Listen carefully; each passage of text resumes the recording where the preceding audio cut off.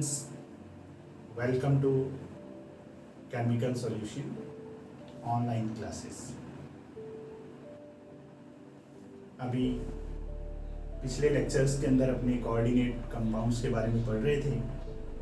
आज हम पढ़ेंगे कि जो कोऑर्डिनेशन कंपाउंड है उसके अंदर ऑक्सीकरण अंक कैसे ज्ञात किया जाता है, कि ऑक्सीडेशन अंक जो है उसको यदि अपने को ज्ञात करना है तो हम किस तरीके से बड़ी आसानी से कैसे ज्ञात कर सकते हैं। ये जो टॉपिक है आपका, वो आपके जितने भी कंपटीशन एग्जाम आप देंगे, चाहे वो मेडिकल साइंस से हो चाहे वो नॉन मेडिकल साइंस से हो, दोनों के लिए ये अति महत्वपूर्ण जो टॉपिक रहता है। और आज अपने इसको बहुत ही आसान से स्टेप्स के अंदर करेंगे कि किस प्रकार से हम ऑक्सीकरण अंक को ज्ञात कर सकते हैं। तो सबसे पहले देखिए कि पिछला जो लेक्चर था उसके अंदर अपने ऑक्सीकरण अंक के बारे में हमने पढ़ा था। तो एक बार पुनः मैं उसी परिभाषा को दोहरा देता हूं कि जो हमारा केंद्रीय धातु परमाणु था CMI, सेंट्रल मेटल आयन जो था, उससे जितने भी एटम्स, आयन या मॉलिक्यूल्स जो जुड़े हुए होते हैं उनको अलग करने के बाद में, सेपरेट करने के बाद में, पृथक करने के बाद में उसके ऊपर जो आवेश की संख्या बचती है उसे ही उसका क्या कहते हैं, ऑक्सीडेशन नंबर कहा जाता है। ये परिभाषा हमने पिछले लेक्चर के अंदर भी पढ़ी थी।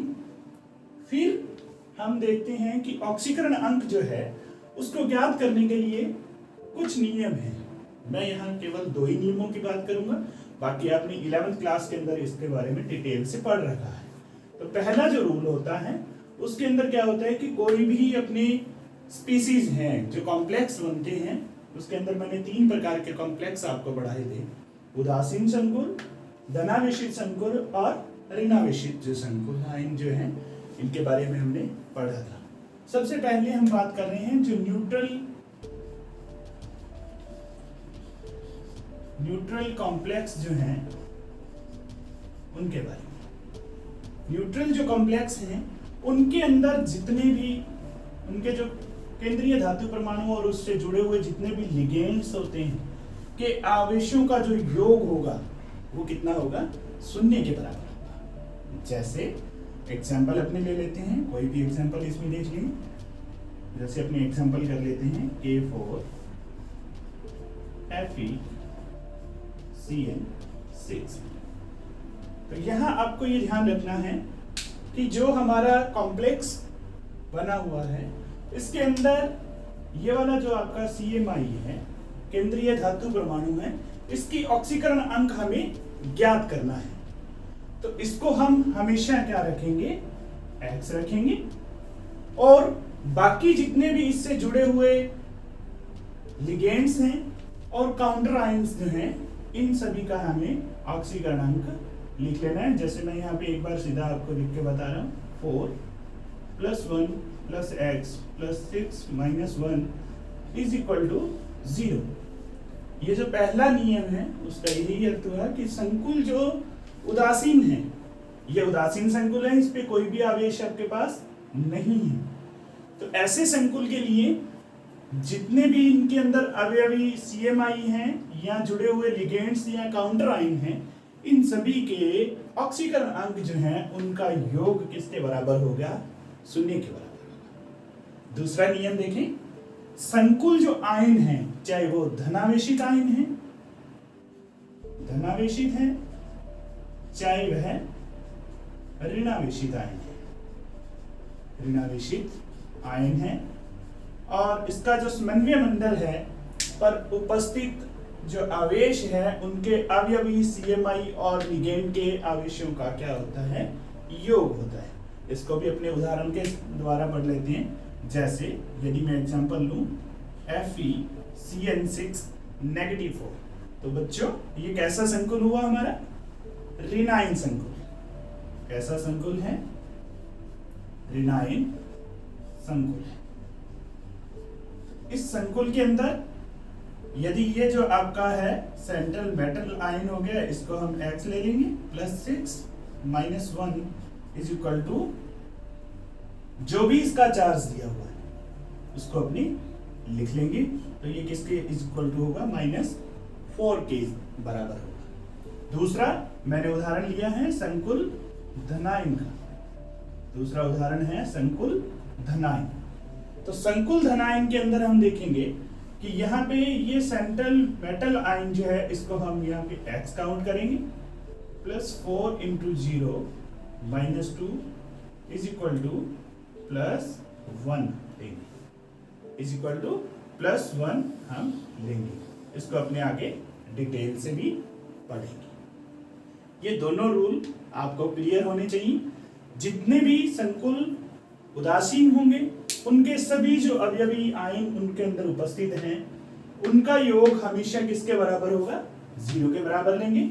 और यदि संकुल धनायन या ऋणायन हो तो हम उनके आवेशों का जो जितने भी इसके अंदर केंद्रीय धातु परमाणु और लिगेंड्स है इनके ऑक्सीकरण अंकों का योग जो है वो उसके आवेश के बराबर रखेंगे। इसके बाद में जो बात आती है वो लिगेंड्स की बात आती है। पिछले लेक्चर के अंदर हमने लिगेंड्स की परिभाषाएं भी पढ़ी थी, टाइप्स ऑफ लिगेंड भी पढ़े थे। लिगेंड वास्तव में वह स्पीसीज है जो केंद्रीय धातु परमाणु को लॉन पेयर ऑफ इलेक्ट्रॉन देकर उपसंयोजक बंध द्वारा जुड़ती है। वह स्पीसीज क्या कहलाई थी, लिगेंड कहलाई थी। तो पहला जो लिगेंड यहाँ पे मैंने लिखा हुआ है, कुछ लिगेंड्स मैंने यहाँ पे लिए हैं आपको ताकि आप ऑक्सीकरण अंक को आसानी से ज्ञात कर सकें। तो यहाँ पे पहला लिगेंड मैंने लिया है हैलाइड्स, जिसका नाम हम यहाँ लिखेंगे वो हेलो के रूप में लिखेंगे। और इनके ऑक्सीडेशन नंबर या ऑक्सीकरण अवस्था जो है वो कैसी रहेगी, -1 रहती। दूसरा रहता है साइनाइड, जिसको हम साइनो के नाम से जानेंगे और इसका ऑक्सीडेशन नंबर -1 रहेगा। तीसरा रहता है एसीटेट CH3COO नेगेटिव एसीटेटो, जिसको अपने -1 ऑक्सीकरण अवस्था के अंदर रखते हैं। फिर बात आती है CO3 -2 कार्बोनेटो -2, इसका भी ऑक्सीडेशन अंक रहता है। फिर बात आती है SO4 -2 या सल्फेटो, इसका भी ऑक्सीडेशन नंबर -2 रहता है। बच्चों आपने एक चीज को नोट किया होगा कि ये जो सभी ऋणावेशित लिगेंड्स हैं इनके ऊपर उपस्थित उनका आवेश ही उनकी ऑक्सीकरण अवस्था होती है। भी इसका आवेश है वही इसकी क्या कहलाएगी, ऑक्सीकरण अवस्था कहलाती है। फिर मैंने कुछ न्यूट्रल लिगेंड्स के बारे में यहाँ पे उदाहरण लिए हैं। पहला है CO कार्बोनिल, जिसका ऑक्सीकरण अवस्था क्या होगी, 0 होगी। और फिर आती है H2O, नाम इसका एक्वा रहता है, एक्वा, और ऑक्सीडेशन नंबर 0 रहता है। यहाँ आपने इस बात को विशेष ध्यान देना है कि सामान्यतः H2O को हम वाटर या जल के रूप में लेते हैं, परंतु कोऑर्डिनेशन कंपाउंड्स के अंदर हम क्या लेंगे, इसको एक्वा के नाम से लिखेंगे। फिर बात आती है एमाइन की, जिसके अंदर भी ऑक्सीडेशन अंक जो है वह 0 रहेगा। और लास्ट बात की है मैंने EN या एथिलीन डाई एमाइन के बारे में, उसका भी ऑक्सीकरण अंक 0 रहेगा। यहाँ पे आपको ये भी बात ध्यान में रखनी है, जितने भी न्यूट्रल स्पीसीज होंगे, जितने भी अणु होंगे, उन सभी का ऑक्सीकरण अवस्था जो है वो किसमें रहती है, 0 के अंदर रहती है। ये चीज आपको विशेष ध्यान रखनी है। तो इन बातों को अपने ध्यान में रखते हुए अब अपने कैलकुलेट करते हैं। Calculate the oxidation number of metal ion in the flowing complexes. पहला उदाहरण जो दिया हुआ है इसके अंदर सबसे पहली जो बात है, यहाँ जो आपका कॉम्प्लेक्स दिया हुआ है ये कैसा कॉम्प्लेक्स है, ये उदासीन संकुल है या न्यूट्रल कॉम्प्लेक्स दिया हुआ है।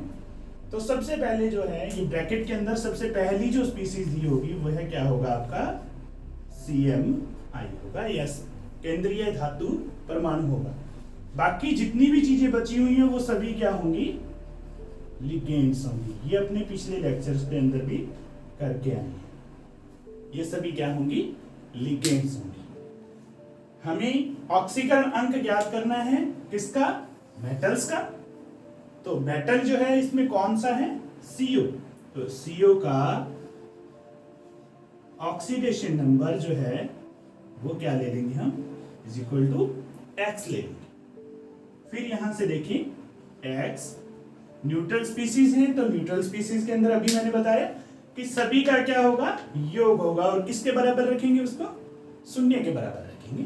तो यहां देखें plus 0 plus -1 plus 2 into 0 is equal to 0।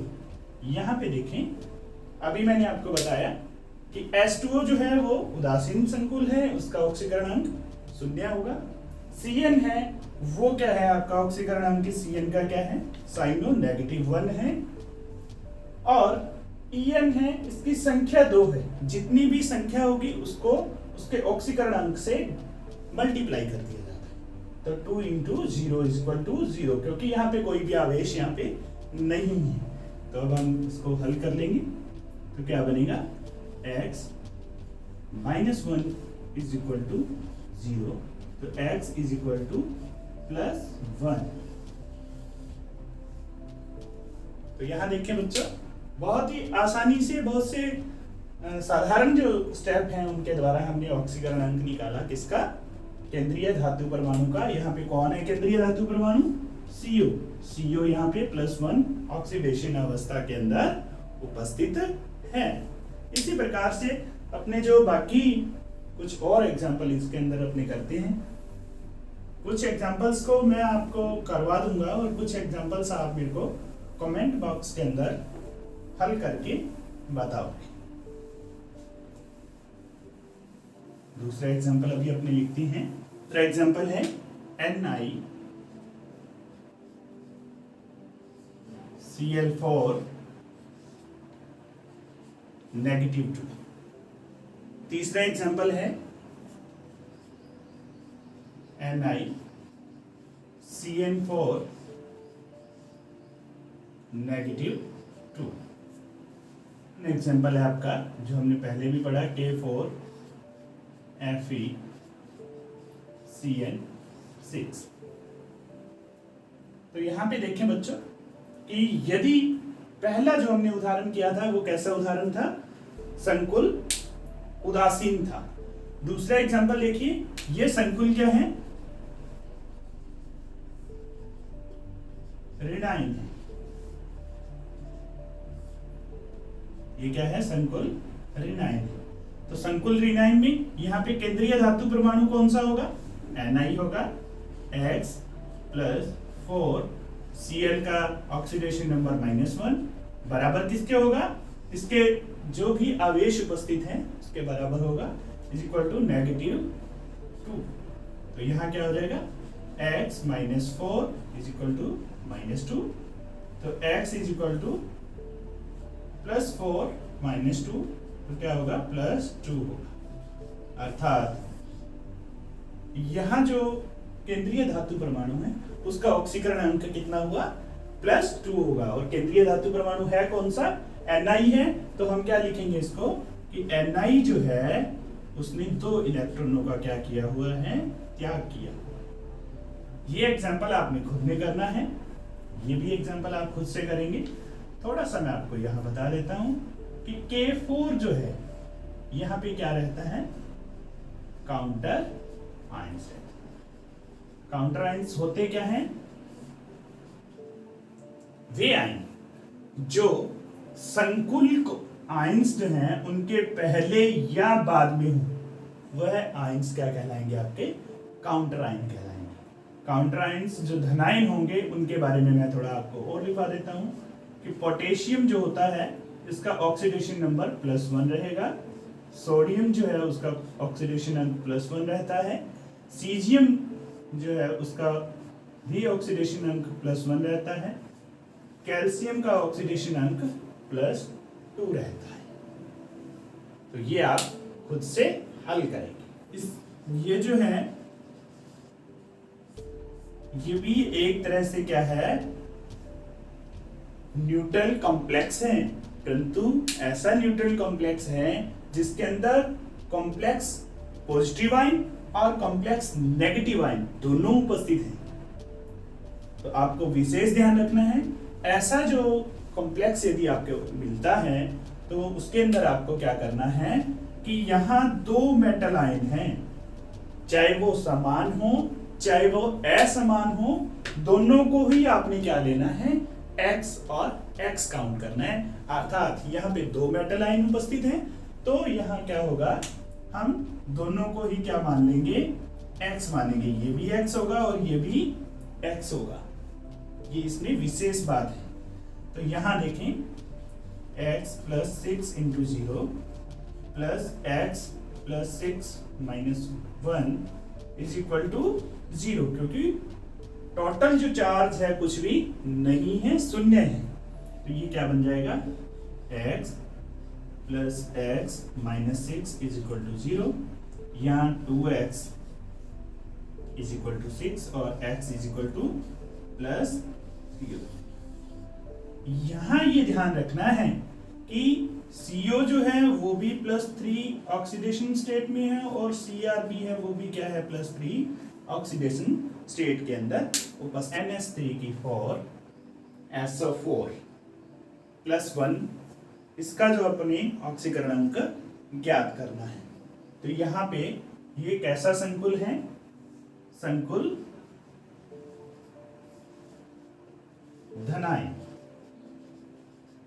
कैसा आयन है, संकुल धनायन है। पहले हमने उदासीन भी पढ़े हैं, नेगेटिव आयन्स भी पढ़ लिए, अब हम कर रहे हैं संकुल धनायन के बारे में। यहाँ पे भी Cr का ऑक्सीडेशन स्टेट जो है वो ले लेंगे x, तो x plus 4 into 0 plus -2 is equal to +1 आ जाएगा। इसको आप खुद से हल कर लेंगे, जो भी उत्तर आएगा वो इसका क्या हो जाएगा, ऑक्सीडेशन नंबर हो जाएगा। आपको ये भी ध्यान रखना है कि ये जो टॉपिक है, आप चाहे नीट का एग्जाम दें, चाहे IIT का एग्जाम दें, चाहे आप किसी भी बोर्ड से +2 का एग्जाम दे रहे हैं, तो सभी के लिए ये जो मेथड है वो एप्लीकेबल रहेगा और बहुत ज्यादा आसानी से आप ऑक्सीकरण अंक को निकाल सकते हैं। अपना एग्जांपल है FeCO5। तो यहां ध्यान रखना है, Fe का ऑक्सीडेशन नंबर जो है वो अपने लेंगे कितना, x, तो x प्लस 5 इंटू 0, क्योंकि CO जो है कार्बोनिल उदासीन लिगेंड है, तो इज इक्वल टू 0 हो जाएगा। तो x इज इक्वल टू 0 होगा, अर्थात Fe यहाँ पे 0 ऑक्सीडेशन स्टेट के अंदर उपस्थित है। 8वां एग्जांपल है CO En2Cl2, इसको आप खुद से हल करेंगे। वह एग्जांपल है CO NH3 इस एग्जांपल के अंदर भी आप बड़ी आसानी से इसको हल कर सकते हैं। यहाँ पे जो आपका सेंट्रल मेटल आयन रहेगा वो CO रहेगा। तो यहाँ पे एक अलग बात जो लिखी हुई है, यहाँ पे आप ONO जो है, इसमें जो लिगेंड उपस्थित है वो कैसा लिगेंड है, यह है उभयदंतुक या एम्फीडेंटेट लिगेंड उपस्थित है। एम्फीडेंटेट लिगेंड उपस्थित है। तो आप सभी के जो हैं ऑक्सीडेशन नंबरों को जोड़ते हुए लास्ट में CO का ऑक्सीडेशन नंबर आप ज्ञात करेंगे। Pt NH3 की होल ट्वाइस Cl और NO2, ये भी आपका संकुल कैसा है, उदासीन संकुल है। तो यहाँ पे आपको ये ज्ञात करना है कि Pt का ऑक्सीडेशन नंबर क्या है। तो कुछ एग्जांपल अपने 8-10 एग्जांपल किए हैं, इसके अंदर कुछ एग्जाम्पल को मैंने यहाँ पे हल किया है, बाकी बचे हुए जो आपके एग्जाम्पल हैं उनको आप कमेंट बॉक्स के अंदर हल करके मुझे बताएंगे। आज के लिए इतना ही, मिलते हैं अगले लेक्चर के अंदर नए टॉपिक के साथ।